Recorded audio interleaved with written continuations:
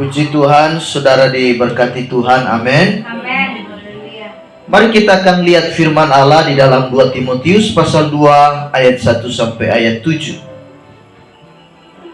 2 Timotius pasal 2 ayat 1 sampai ayatnya yang ke-7 dengan tema khotbah panggilan untuk menderita. Sekali lagi tema khotbah panggilan untuk menderita.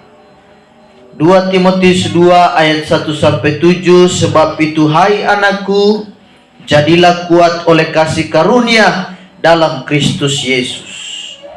Apa yang telah engkau dengar daripadaku di depan banyak saksi, percakapkanlah itu kepada orang-orang yang dapat dipercayai, yang juga cakap mengajar orang lain.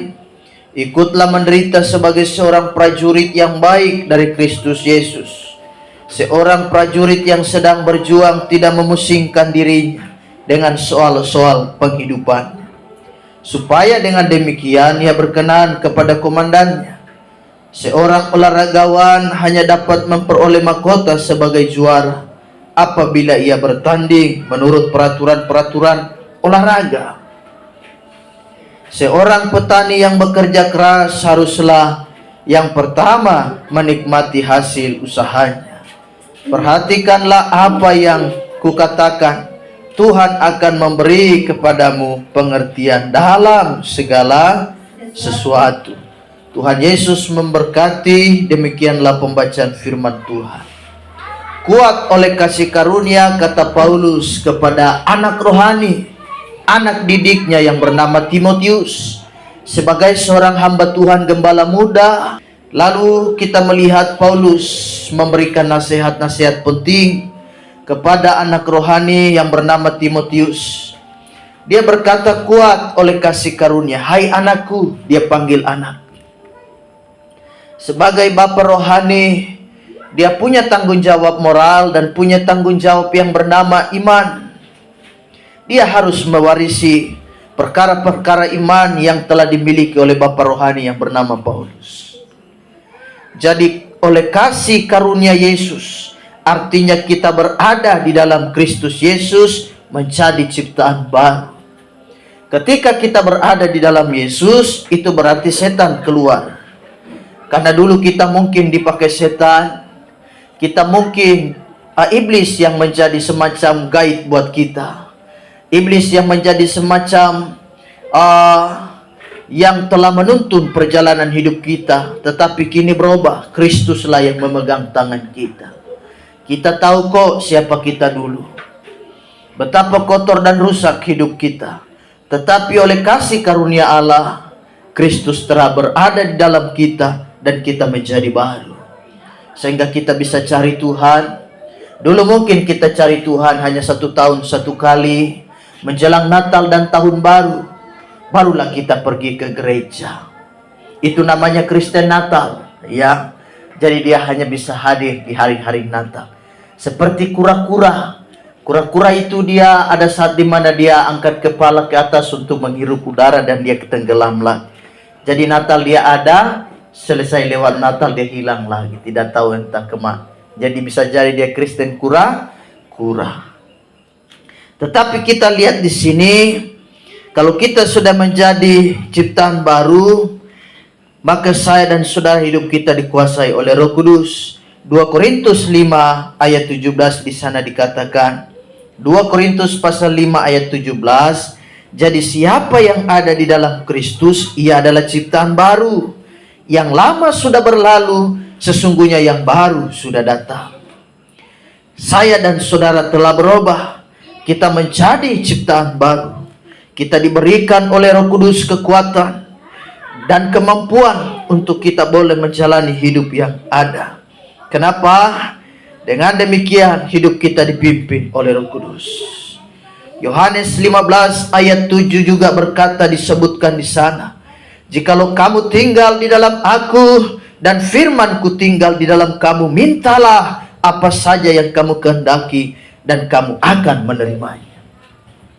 Kalau kita sudah melekat kepada Kristus, kita menyatu dengan Tuhan. Tuhan berkata minta. Karena Kristus menjadi bagian milik kita, dan kita juga menjadi bagian daripada Kristus. Kita menjadi miliknya. Otomatis kalau apa yang kita rasakan, Kristus rasakan. Otomatis apa yang menjadi masalah dan persoalan kita, maka itu juga yang menjadi masalah Yesus. Dia tidak biarkan kita tinggal sendiri. Karena kita telah menyatu. Kita ibarat seperti bapa dan anak. Mana ada bapa biarkan anak sendiri menghadapi masalah. Dia akan bertanya tentunya. Dan sebagai anak biasanya dia mengadu dan mencari pertolongan kepada orang. Itu orang paling dekatnya adalah orang tua. Anak-anak dia tidak lari kepada tetangga duluan. Itu bukan anak bapa, itu pasti anak orang lain. Biasanya dan lazimnya di mana-mana namanya anak kandung, anak sendiri. Ada persoalan pasti dia lari kepada orang tua duluan. Itulah orang yang paling utama dia cari untuk mendapatkan solusi dan mendapatkan jawaban dari semua persoalan. Dan sebagai bapa tentu dia iba. Bapa pasti akan menolong dengan sekuat tenaga, dengan semua daya dan dengan semua kekuatan yang ada padanya. Pasti dia akan berusaha. Sabar nak, Bapa pasti akan berusaha. Bapa akan bantu. Allah kita adalah Allah yang baik. Firman Allah berkata dalam Matius pasal 7, dikatakan di sana, Bapa yang manakah yang jika anaknya meminta roti kemudian diberikan batu? Bapa yang manakah tega ketika anaknya meminta ikan lalu diberikannya kalajengking? Jikalau kau Bapa yang jahat tahu memberi pemberian yang baik, apatah lagi Bapa yang ada di sorga. Jadi dia mengklaim bahwa dia adalah Bapa kita. Dia Bapa yang baik. Yang pertama, Paulus menjabarkan ada 3 hal yang perlu kita ikuti di situ. Ada 3 kebenaran tersimpan di sana. Yang pertama, menderita sebagai seorang prajurit. Di sana ini dikatakan, sebab itu hai anakku, jadilah kuat oleh kasih karunia dalam Kristus Yesus. Apa yang telah engkau dengar daripada aku di depan banyak saksi, percayakanlah itu kepada orang-orang yang dapat dipercayai, yang juga cakap mengajar orang lain. Ayat 3, ikutlah menderita sebagai seorang prajurit. Satu kebenaran yang pertama, yaitu menderita sebagai prajurit yang baik bagi Kristus Yesus. Rasul Paulus menjelaskan bahwa seorang prajurit yang sedang berjuang tidak memusingkan dengan persoalan-persoalan kehidupan. Namanya sebuah tugas memanggil, hei, kau mendapatkan tugas ditempatkan di Wamena. Astaga, Wamena, itu kan daerah konflik. Kau ditugaskan di daerah-daerah ini yang telah digariskan bahwa itu adalah wilayah merah, wilayah-wilayah konflik dan wilayah-wilayah berbahaya. Dia tidak bisa menolak dan berkata, wah tidak mungkin. Mohon maaf, izin komandan, istriku sedang hamil tua. Nanti kalau aku mati di dalam tugas di sana, nanti anak tidak lihat muka bapaknya. Jadi izin saya tidak. Oh, tidak ada kata izin. Namanya prajurit, pasti dia pergi. Laksanakan perintah, maju jalan, gerak. Namanya prajurit dapat tugas di mana saja, pasti dia tetap pergi. Jadi Paulus berkata yang pertama seperti prajurit. Saya dan saudara adalah prajurit Kristus. Ketika mendapatkan sebuah tanggung jawab pelayanan apapun itu. Jadi kita lihat menderita sebagai seorang prajurit. Tidak ada kata istilah mundur dalam pelayanan. Kita maju terus melayani Tuhan. Sebab kalau kita mundur, iblis siap mangsa kita dan kita siap mati sudah itu. Setanlah yang akan memangsa kita. Mereka sedang menanti dan menunggu di belakangmu dan belakangku. Setan paling suka dengan anak-anak Tuhan yang undur dari pelayanan, lari dari pekerjaan Tuhan, tidak setia, malas mencari Allah. Itu setan paling suka yang begitu. Jadi oleh sebab itu yang pertama prajurit, kita harus setia. Kita setia sampai akhir. Tidak ada yang bisa pisahkan kita dari kasih Kristus. Roma 8 ayat 35 berkata di sana, siapakah yang akan memisahkan kita dari kasih Kristus? Penindasankah atau kesesakankah dan penganiayaankah atau kelaparankah, ketelanjangankah atau bahayakah atau pedangkah? Tidak ada, jawab firman Allah. Siapa yang bisa memisahkan kita dari semuanya itu? Dari Kristus. Tidak ada. kita tetap menjadi seorang prajurit yang baik. Yang kedua, Paulus jabarkan di situ di ayatnya yang ketiga, ikutlah menderita sebagai seorang prajurit yang baik dari Kristus Yesus. Ayatnya yang keempat di situ, ayatnya yang kelima di situ dikatakan, seorang olahragawan hanya dapat memperoleh mahkota sebagai juara apabila ia bertanding menurut peraturan-peraturan olahraga. Olahragawan atau atlet itu mereka hidup disiplin, makan tidak boleh sembarangan, ya. Setiap hari mereka berat badan mereka ditimbang, tidak boleh melebihi dari ketentuan. Pemain-pemain bola misalnya, kalau perut sudah buncit, tidak bisa masuk lapangan itu, ya. Karenanya kita lihat sekarang pemain handal, pemain terkenal seperti Cristiano Ronaldo, itu usianya sudah hampir sama dengan Bapak Gembala. Tetapi kita lihat badannya stabil. Ya, badannya bagus, kekar berotot. Jadi kita lihat di sini ini luar biasa. Jadi seorang atlet itu adalah orang yang disiplin. Apalagi mau main bola, seperti kita tahu majelis kita Bapak Revelino berkali-kali dan bahkan dia lama sekali menjadi penanggung jawab bahkan pelatih di dunia bola khususnya. Itu tidak sembarangan. Mana ada anak-anak besok mau bertanding malamnya mereka minum mabuk. Mana ada begitu. Paling itu dia tidak ikut bertanding. Itu cancel, dia batal itu.